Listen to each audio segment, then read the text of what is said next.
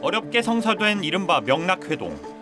지난 9월 이재명 대표 단식장에서 잠시 대면했지만 지난 7월 이후 5개월 만입니다. 안부 인사나 새해 덕담은 없었고 눈이 와가지고 갑자기 길이 많이 막히네요. 어색한 침묵은 결별 회동의 예고편이었습니다. 55분 동안 배석자 없이 만난 두 사람. 이 대표는 통합을 강조하며 이낙연 전 대표의 탈당을 거듭 만류했지만 대표직 사퇴나 통합 비대위 구성 요구는 거절했습니다. 당의 부족함이 많다고 생각될 수 있고 실제로 기대치에 부족한 점이 있겠지만 당을 나가시는 것이 그 길은 아닐 것이다라는 간곡한 말씀을 드렸습니다. 이 전 대표는 민주당이 대안으로 인정받지 못하는 건 단합하지 않아서가 아니라 변화하지 않아서라며 내 길을 가겠다고 못 박았습니다. 변화의 의지를 이재명 대표로부터 확인하고 싶었으나 안타깝게도 확인할 수 없었습니다. 좀 더 가치 있는 일을 위해서 제 갈 길을 가겠습니다. 회동이 결렬되면서 이낙연 신당은 다음 달 초부터 창당 기자회견과 발기인 대회, 공식 창당 대회 등 구체적인 창당 수순을 밟을 걸로 예상됩니다. 이 대표 측은 팔을 내놓으라면 마취제라도 맞고 자르겠지만 목을 내놓으라면 손톱도 못 자른다는 말로 불쾌감을 드러냈는데 신당이 생겨도 통합 노력은 계속하겠다고 말했습니다. 하지만 이재명 대표 사퇴를 거듭 요구하고 있는 원칙과 상식 의원들도 내년 초 공동행동을 예고하고 있어 민주당이 새해부터 분열 위기에 빠져드는 모습입니다. SBS 장민성입니다. 이재명 대표와 이낙연 전 대표의 전격 회동은 이 대표의 요청을 이 전 대표가 수용하면서 성사됐습니다.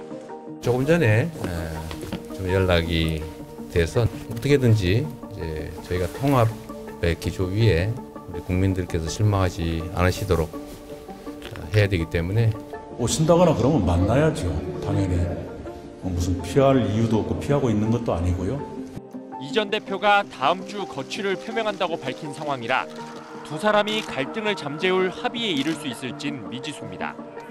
이 전 대표는 이 대표의 이선 후퇴 등 거취 표명과 통합 비대위 전환을 요구하고 있는 만큼 이 대표가 어떤 답을 들고 갈지가 관심인데 이 대표는 오늘 임혁백 고려대 명예교수를 공천관리위원장에 임명하며 총선 지휘 의지를 내비쳤습니다. 임 교수는 김대중 정부 대통령 자문정책기획위원회와 지난 대선 경선 당시 이재명 대표의 정책자문그룹에 몸담은 정치학자입니다.